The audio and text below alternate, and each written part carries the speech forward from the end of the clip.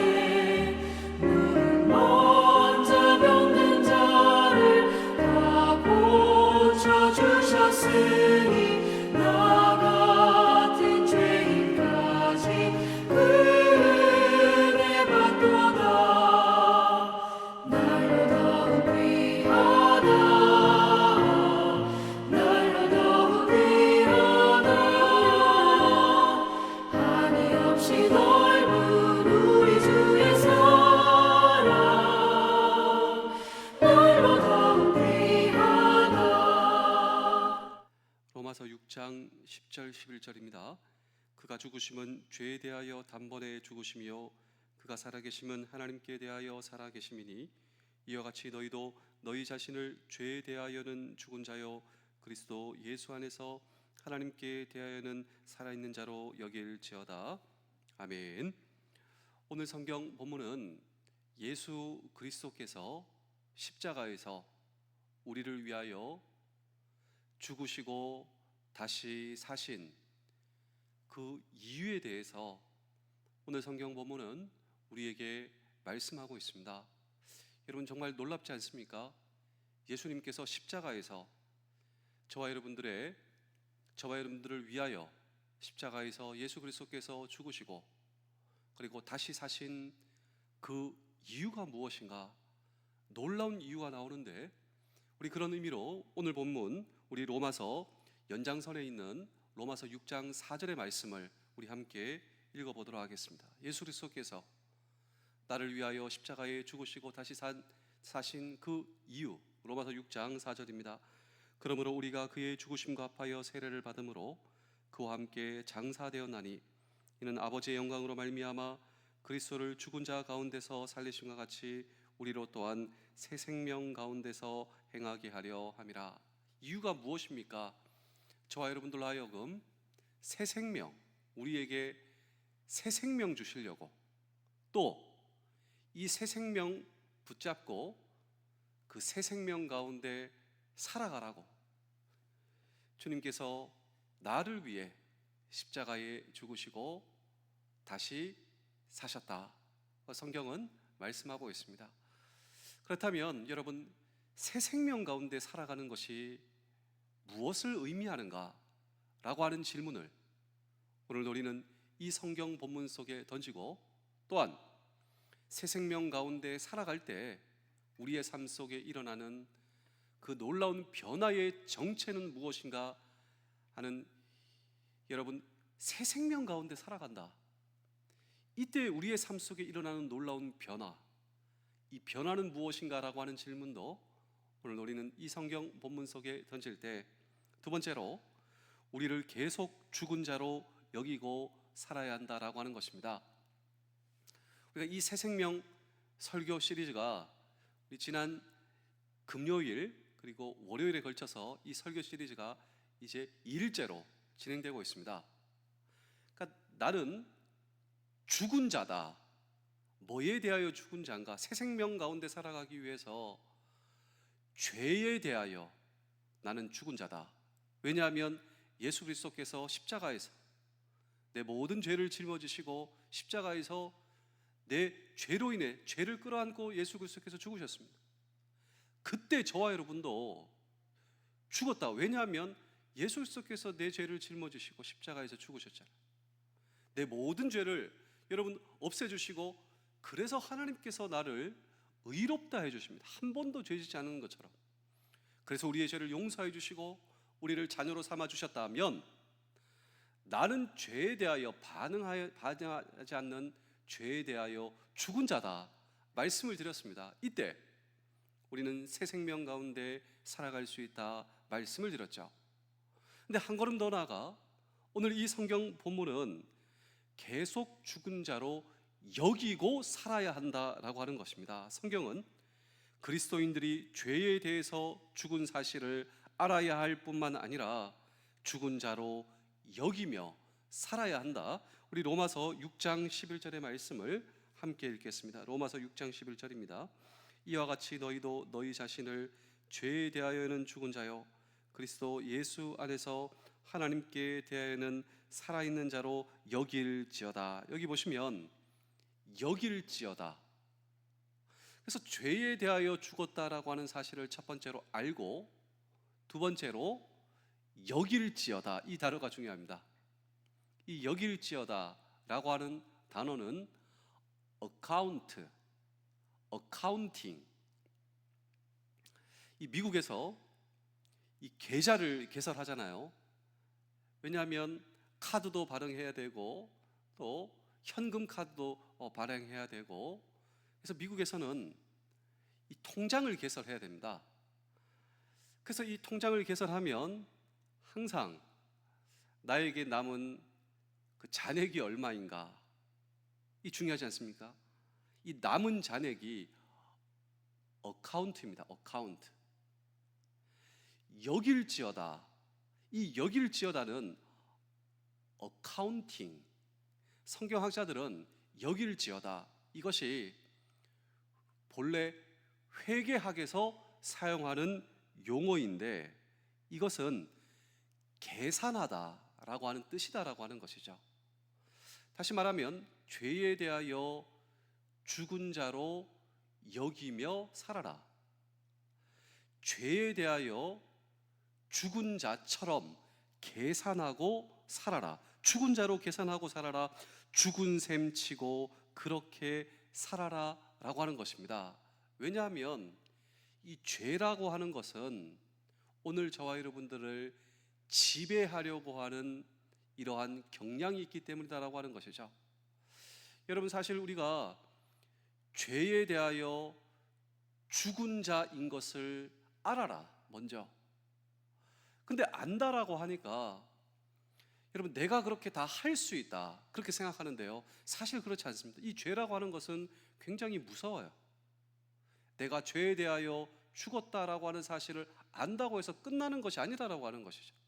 왜냐하면 죄는 이런 속성을 가지고 있기 때문이다라고 하는 것입니다. 우리 로마서 6장 12절의 말씀을 읽어보겠습니다. 그러므로 너희는 죄가 너희 몸을 지배하지 못하게 하여 몸의 사욕에 순종하지 말고. 여러분, 예수 그리스도께서 나의 죄를 짊어지시고 십자가에 죽으셨다. 그런데 이 죄라고 하는 것은요, 우리의 몸을 지배하는 속성이 있습니다. 결코 우리는 우리의 죄를 얕봐서는 안 됩니다. 내가 모든 것을 할 수 있다. 여러분, 그런 수준이 아니다라고 하는 것이죠. 그래서 한 성경학자는 이렇게 얘기하는데요.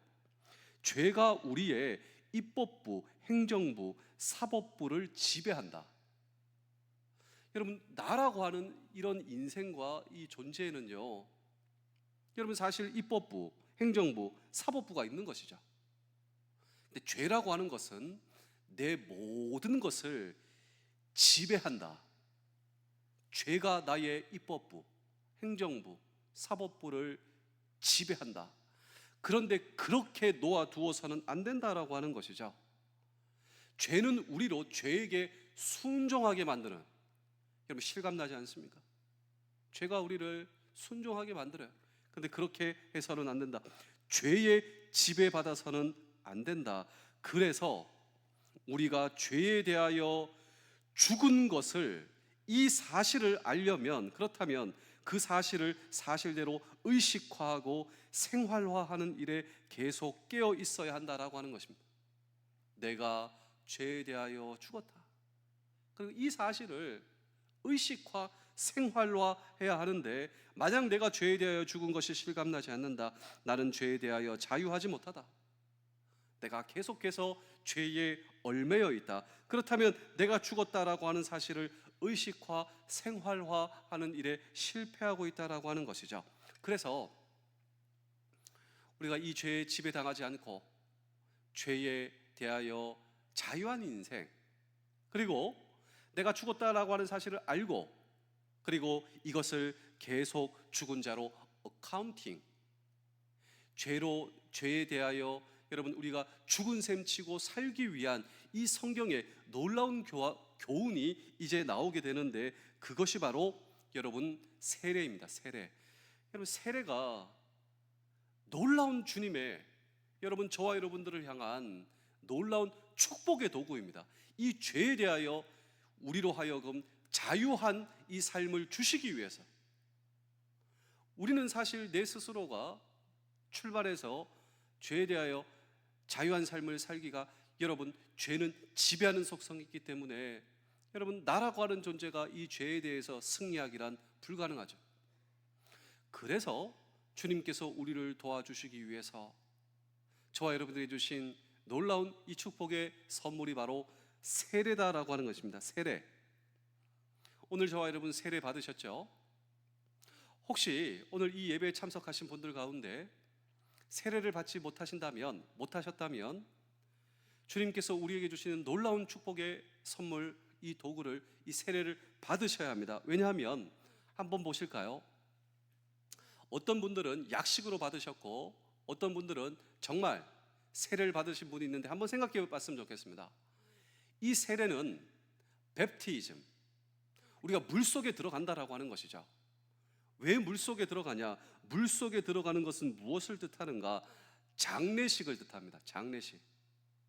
무슨 장례식을 뜻하는가? 내가 예수님과 함께 죽었다. 예수 그리스도와 함께 나는 죽었다. 사실 이미 죽은 것인데 그것을 형상화, 상징화하는 것입니다. 형상화, 상징화.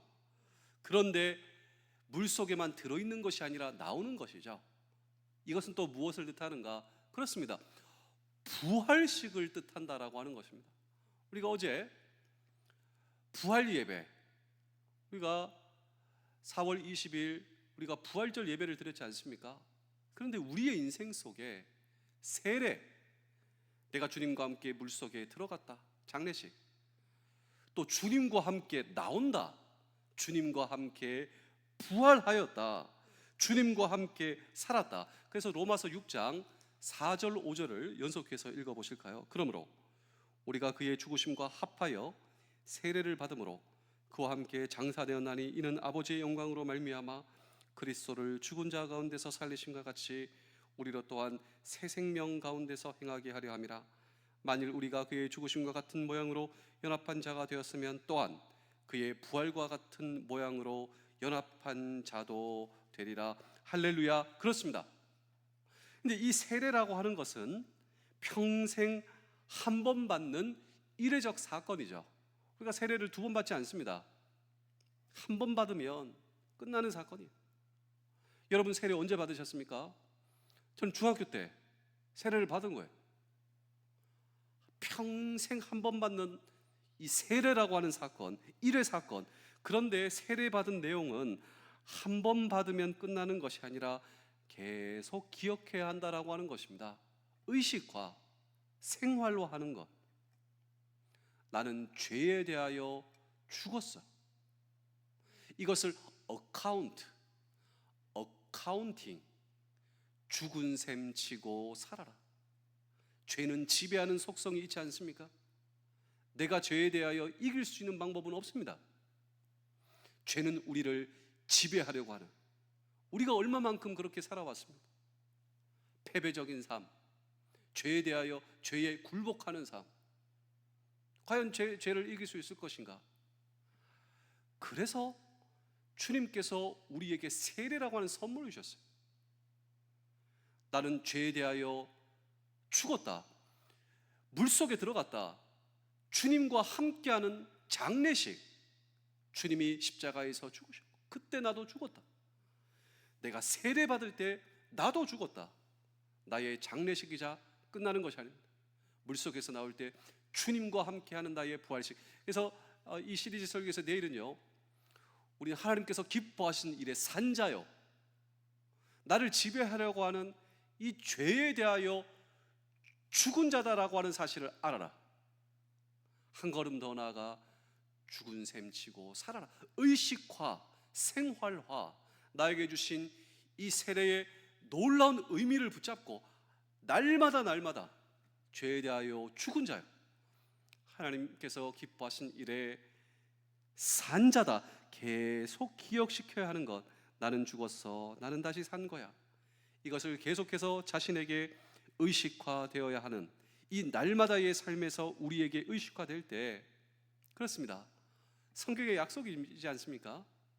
그것이 바로 어떤 약속? 놀라운 약속, 새 생명 가운데 살아가는 이 놀라운 축복이 어떻게 새로운 생명 가운데 살아갈 수가 있는가? 그렇습니다.